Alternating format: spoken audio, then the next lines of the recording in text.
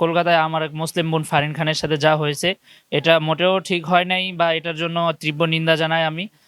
আর এটার জন্য অবশ্যই হিন্দু উগ্রবাদী দল সব যারা এটা করছে এবং কি যারা এখনো পর্যন্ত তাদেরকে বিচারের আওতায় আনতে হবে।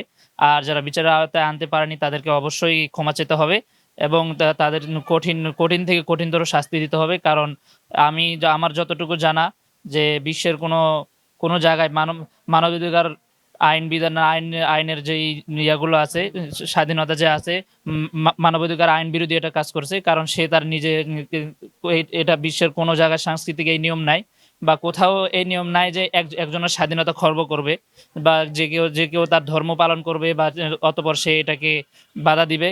এটা কোনো গণতান্ত্রিক রাষ্ট্রে এটা থাকতে পারে না বা এই নিয়ম নাই। সুতরাং এটার জন্য এটার অবশ্যই বিচার হতে হবে।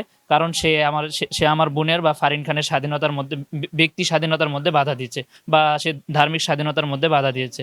অবশ্যই তাকে তার এটার জন্য তাকে যারা এই ইয়েটা করছে এটার অবশ্যই তাকে শাস্তির আওতায় আনতে হবে।